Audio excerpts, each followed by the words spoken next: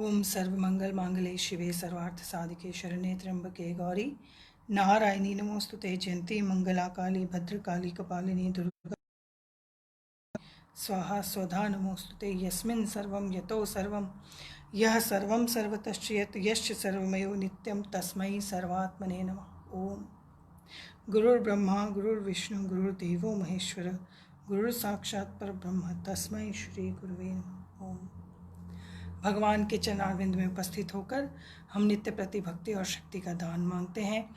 भगवान की बड़ी असीम कृपा होती है जब हमें सत्संग मिलता है और श्रीमद् भगवद गीता का हम यहाँ पारायण कर रहे हैं। भगवान ने अर्जुन को भगवद गीता का उपदेश दिया, गीत गाया। अर्जुन की स्थिति ऐसी थी कि उस समय वो बहुत ज़रूरी था। ऐसा ही सतयुग से त्रेता और त्रेता से द्वापर, और भगवान ये बात जानते थे कि द्वापर के बाद कलयुग आने वाला है। तो भगवान ने सारे दुनिया भर का ज्ञान जो है वो एक छोटे से संवाद में क्या कर दिया, डाल दिया, निहित कर दिया। अर्जुन की स्थिति क्या है? अर्जुन को भूल गया कि अधर्म हुआ था, और कैसा अधर्म हुआ था। जिसने महाभारत देखी है, पढ़ी है, उसको पता है कि जहाँ इतने बड़े राजा के परिवार को इतना कष्ट झेलना पड़ा, तो वहाँ आम व्यक्ति का जीवन कैसा होगा। जिसके पास शक्ति है, सामर्थ्य है, पोटेंशियल है, फिर भी वो ओल्ड ट्रेडिशंस में बंधा हुआ अपनी रक्षा नहीं कर पा रहा, अपने परिवार की रक्षा नहीं कर पा रहा, तो आम व्यक्ति जो कॉमन मैन है उसके जीवन की रक्षा कौन करेगा? इतना अधर्म। और इसीलिए वेदव्यास जी से पहले जितना भी दुनिया में ज्ञान है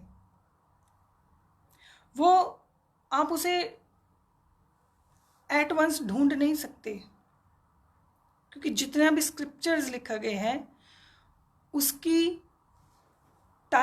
टाइम स्केल जो है, अगर आप ब्रिटिश लाइब्रेरी में जाइए, वहाँ पर वेद रखे हैं भारत के चारों।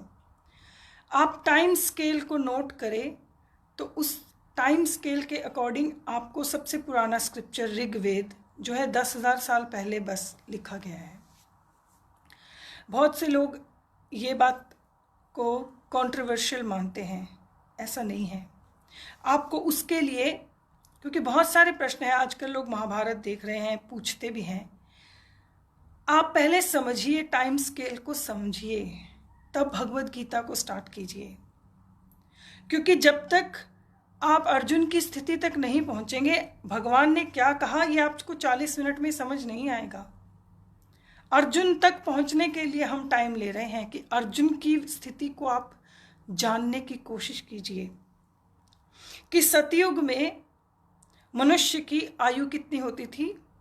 कहा एवरेज, जिसको एवरेज कहते हैं, सबकी नहीं। जैसे आज के कलयुग में एवरेज जो ह्यूमन स्पैन ऑफ लाइफ है 100 ईयर्स मानते हैं, और आज जो एवरेज हाइट है वो 5'6", 5'5" मानी जाती है। तो ऐसे ही द्वापर युग में एवरेज ह्यूमन लाइफ जो थी वो 1000 ईयर थी, और उससे पहले त्रेता में 10,000 ईयर थी, और उससे भी पहले सतयुग में 100,000 ईयर थी। ऐसे ही हाइट भी थी सबकी। सतयुग में 33 फीट मैक्सिमम हाइट होती थी, average height, not maximum, average height. और त्रेता में 21 एवरेज हाइट होती थी, फीट। और द्वापर आने तक 11 फीट हो गई, और कलयुग आने तक धीरे धीरे, अभी भी, क्योंकि कलयुग सिर्फ 5400 साल पहले ही स्टार्ट हुआ है, अभी भी लंबे लोग हैं, पर कलयुग के मिडल तक एवरेज हाइट 5'5" रह जाएगी।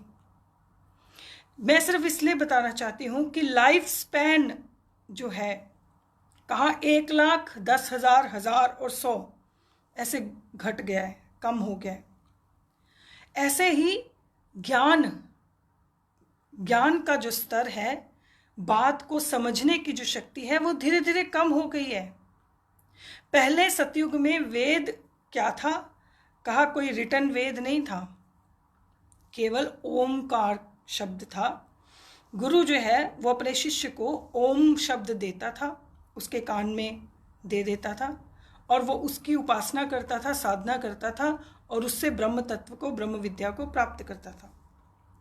फिर धीरे धीरे जब त्रेता युग आया तो वशिष्ठ जी ने राम जी को जैसे पढ़ाया, तब टीचिंग का काम शुरू हुआ, गुरु और शिष्य का स्वरूप आया अलग तरह से, जिसमें विद्या दी जाती थी।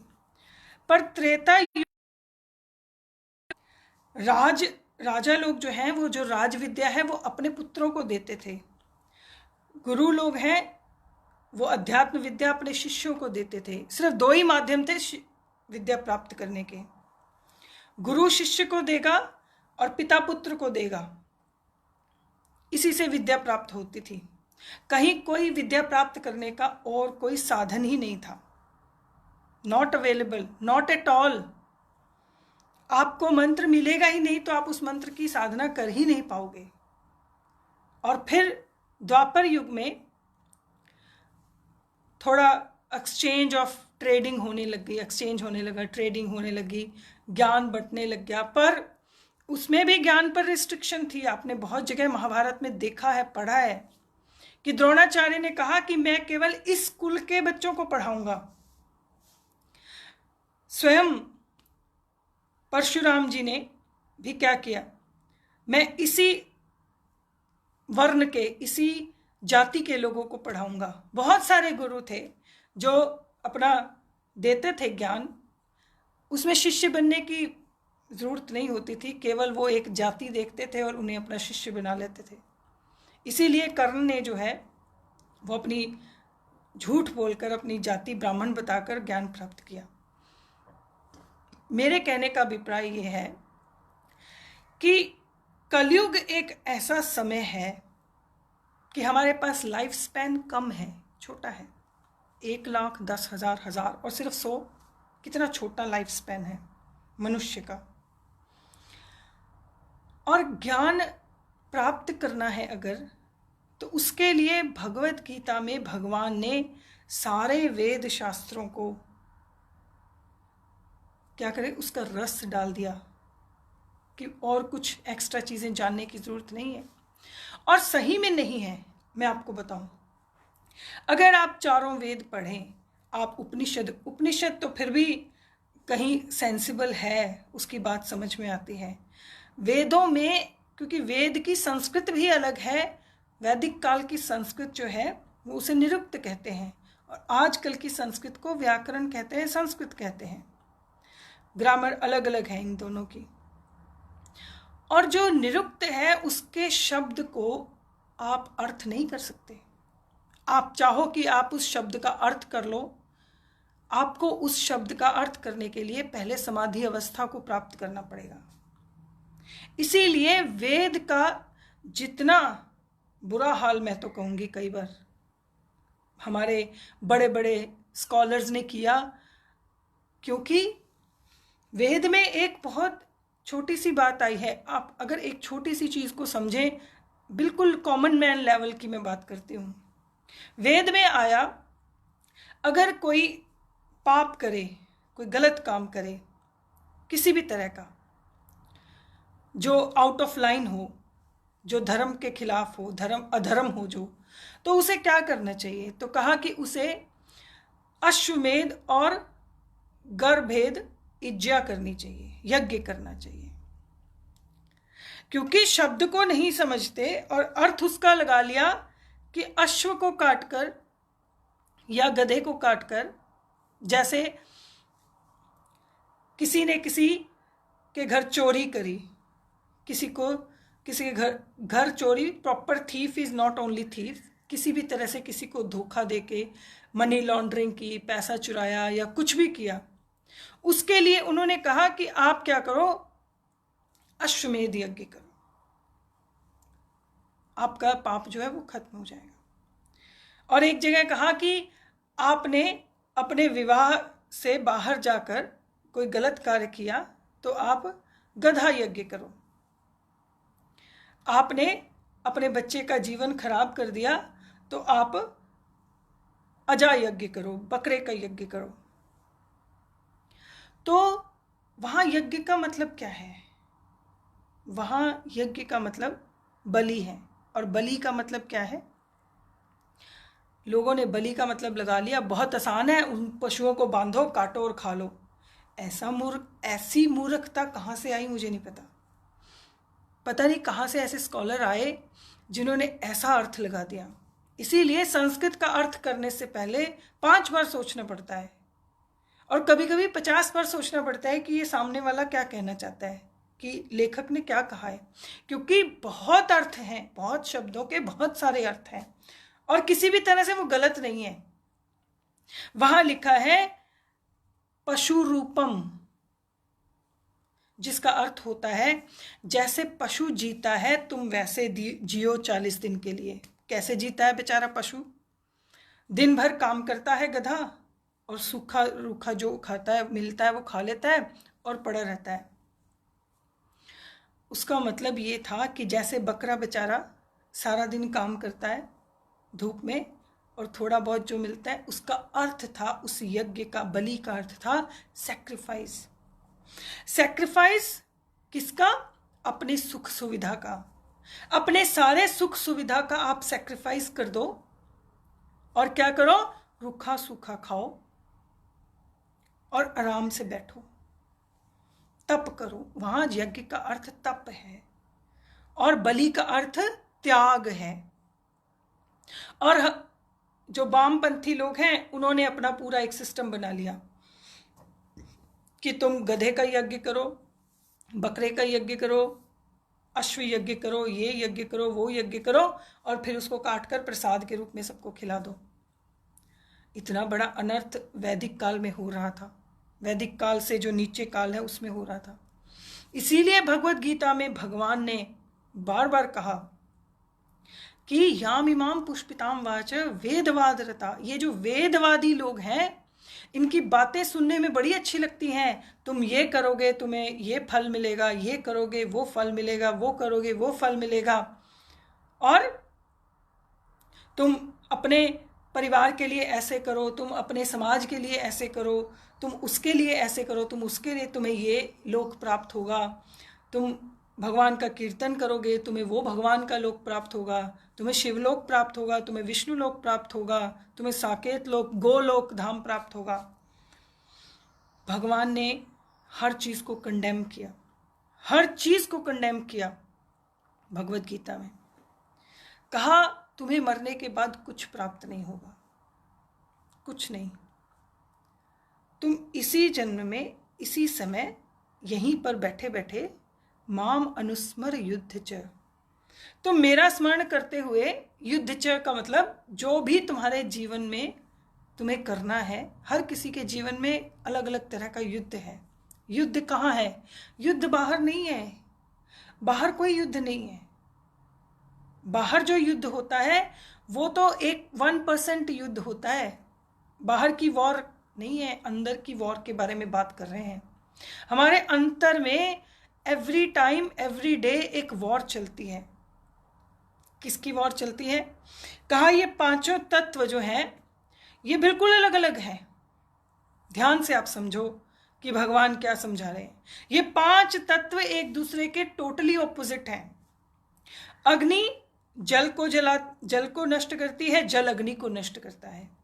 वायु अग्नि को बुझाती है, और अग्नि वायु को धूम से भर देता है। पृथ्वी और जल एक दूसरे को विकार पैदा करते हैं, और ऐसे ही आकाश जो स्पेस है उसको कोई कुछ नहीं कर सकता, वो तो निर्लिप्त रहता है। ये तत्व जो हैं ये एक दूसरे के ऑपोजिट्स हैं, लेकिन जब ये 5 तत्वों को भगवान मिलाते हैं, प्रकृति मिलाती है, तो ये कितना सुंदर स्वरूप बना देती है। हमारे अंदर अग्नि है, जल है, वायु है, आकाश है और पृथ्वी है, मैटर है। लेकिन ये सभी तत्व अपनी अपनी ओर हमें खींचते हैं। गर्मी लगती है तो हमें प्यास लगती है, ठंड लगती है तो हमें गर्मी चाहिए। और ये पांचों इंद्रियां, इन्हीं तत्वों से ये इंद्रियां बनी हैं। आंख कहती है मैं अच्छा देखना चाहता हूं, कान कहता है मैं अच्छा सुनना चाहता हूं, त्वचा कहती है मैं अच्छा स्पर्श करना चाहता हूं। ये पांचों इंद्रियां पांचों अच्छी चीजें ढूंढती हैं। और मन कहता है मेरे हिसाब से काम करो, जो अच्छा है उसी को करो। अच्छा है तो हम खुश हो जाते हैं, हैप्पी हो जाते हैं, अच्छा नहीं है तो हम दुखी हो जाते हैं। तो भगवान कहते हैं किसका है ये शरीर, ये शरीर किसका है। और श्रीमद् भागवतम में भी भगवान ने उद्धव जी को ये कहा, जो उपदेश भगवान ने अर्जुन को दिया श्रीमद् भगवद गीता का, वही सेम उपदेश उद्धव जी को 11वें स्कंद में श्रीमद् भागवतम में दिया।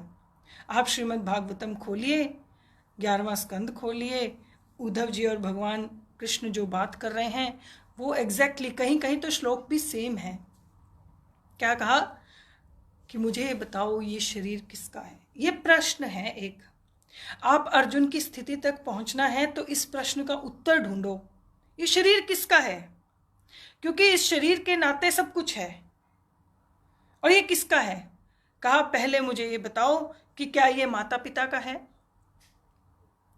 या माता को जिसने जन्म दिया उनके माता पिता का है, पिता को जिसने जन्म दिया उनके माता पिता का है, या फिर लंबी लाइन है उनके माता पिता उनके माता, कितना किसका है। कहा नहीं, अच्छा चलो तुम्हारा विवाह हो गया, तुम्हारे पार्टनर है, तो क्या ये शरीर उसका है। अगर उसके बाद तुम्हारे अपनी संतति हो गई, क्या ये शरीर उसका है। कहा इन सबको छोड़ दो, जो अन्न तुम खाते हो क्या ये शरीर उसका है। वो अंदर तो रहता नहीं है, अपना तेज दे के वो भी बाहर आ जाता है जो तुम खाते हो। किसका है। कहा ये शरीर तत्वतः प्रकृति का है। और इस पर अधिकार किसका है। कहा प्रकृति का है, किसी और का अधिकार नहीं है, किसी का हो ही नहीं सकता।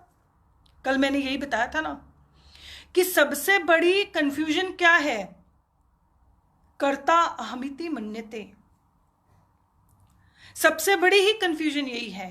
कर्म बंधन बनता कब है, जब आप सोचते हो आपको भगवान ने जो एनर्जी दी, आप सुबह उठे, आपने उससे बुद्धि प्राप्त की, नॉलेज प्राप्त की, उस नॉलेज को आपने प्रयोग किया, उससे आपने धन प्राप्त किया, उस धन से आपने जो वस्तुएं खरीदी, तो आपको लगता है मेरी है, इट्स माइन।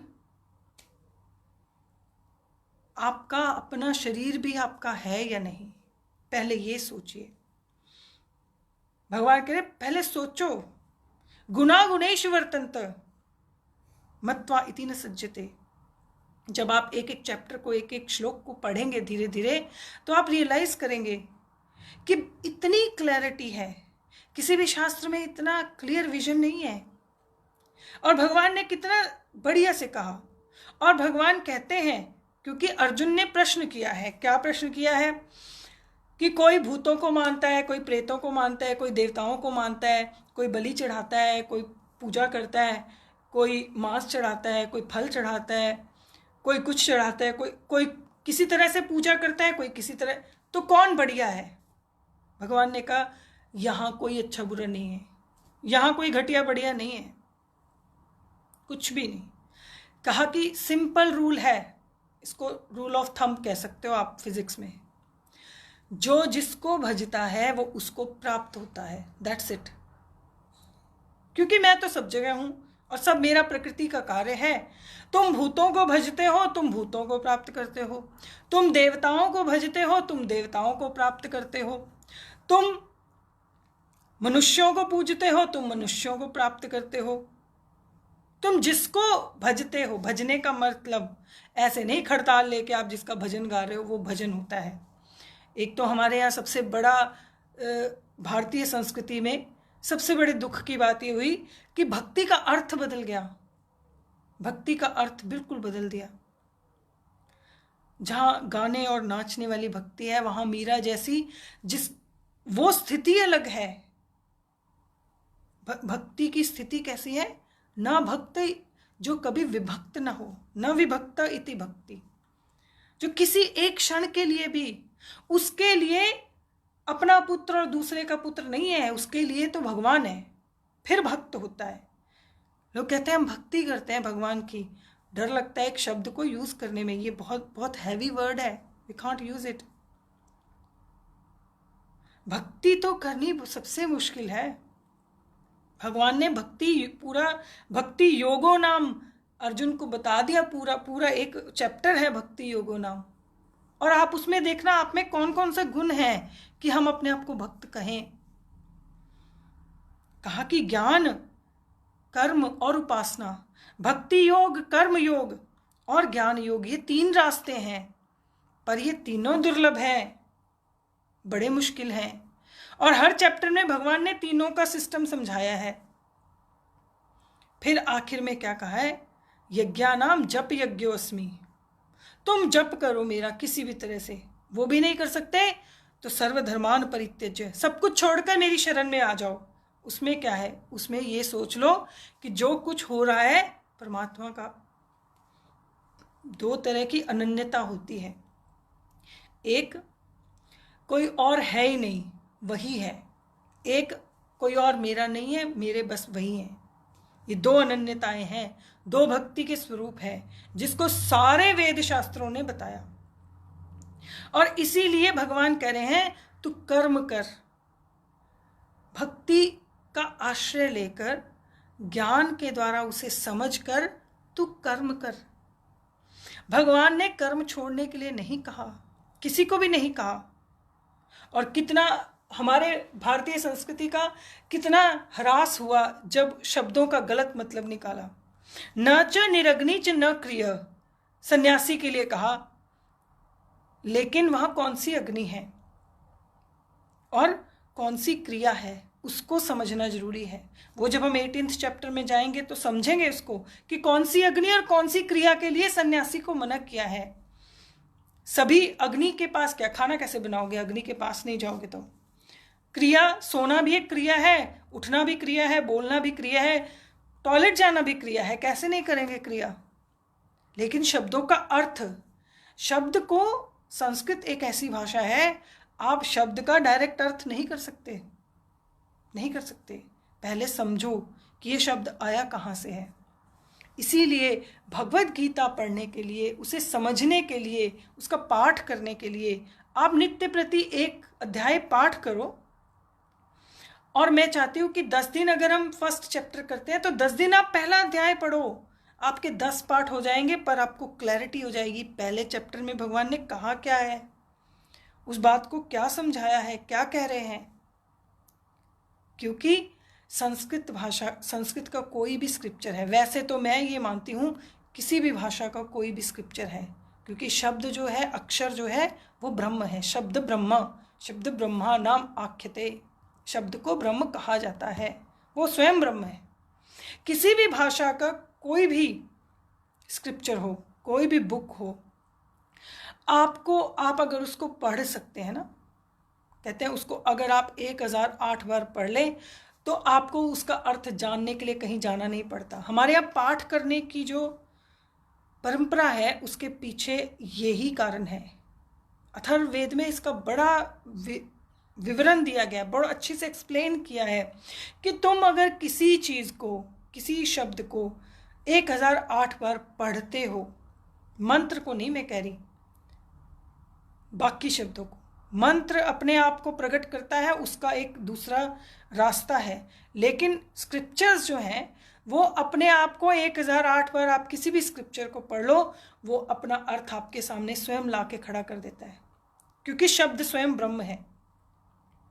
और ये बात मैं पक्का मानती हूँ, मानती नहीं, अप्रूव्ड कि ऐसा होता है किसी भी भाषा का। इसलिए पाठ करो, रोज आप किसी भी चीज़ का, किसी भी 1 अध्याय का, 1 चौपाई का, 1 मंत्र का, 1 श्लोक का पाठ करो। उस पाठ को करने से क्या होगा, एक तो उतना समय जो है वो आपका तप और यज्ञ हो जाएगा, और दूसरा वो जो शब्द ब्रह्म है वो आपके अंदर उस ज्ञान को प्रज्वलित करेगा, जिस ज्ञान से हमें ये जानना है ये शरीर किसका है, इस शरीर को कौन सा ऐसा तत्व है। भगवान कहते हैं एक तत्व है आपके अंदर जो निर्वैव है, जिसको बांटा नहीं जा सकता। उस एक तत्व के सहारे ये सारा शरीर जुड़ा हुआ है,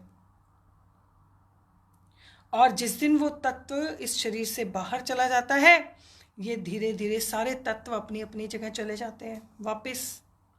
कितना भी टाइम लग जाए, टाइम स्केल की बात नहीं है, 100 दिन, 200 दिन, 300 दिन, अगर हम शरीर को ऐसे ही छोड़ दें तो अपने आप डिकम्पोज हो जाता है, अपने आप इस प्रकृति से आया था प्रकृति में मिल जाता है। तो इसलिए ये शरीर जो है वो माँ के गर्भ से लेकर मरने तक बदलता है, और मरने के बाद भी बदलता है। तो इस बदलने वाले शरीर को जानते हुए उस तत्व तक पहुंचना है जो कभी बदलता नहीं। देही नित्यम अवध्योयम, इस देह में एक देही रहता है। भगवान ने कहा इस क्षेत्र में एक क्षेत्रज्ञ रहता है, इस प्रकृति के कार्य में एक पुरुष रहता है, इस शरीर में एक आत्मा रहती है। इसको अलग अलग नाम दिए हैं, नाम बहुत है, एक ही चीज़ है, और सारा ज्ञान विज्ञान इसी में है। ये इसी शरीर के अंदर है सब कुछ, और भगवान ने उसी के द्वारा ही सारा कुछ अर्जुन को समझाया है।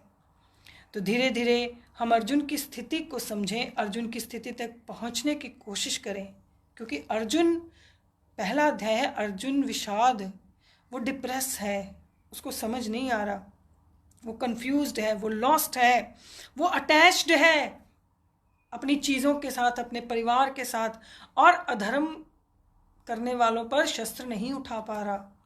तो इसीलिए भगवान ने कहा, और भगवान इसीलिए बोलते हैं, वहाँ श्री कृष्ण उवाच नहीं है, वहाँ श्री भगवान उवाच है। इसीलिए स्वयं परमात्मा शक्ति जो है भगवान कृष्ण के माध्यम से अर्जुन को उपदेश देती है, जिसे भगवत गीता कहते हैं। तो भगवत गीता का पाठ करें और उसे समझने के लिए आपस में चर्चा करें। हरि ओम।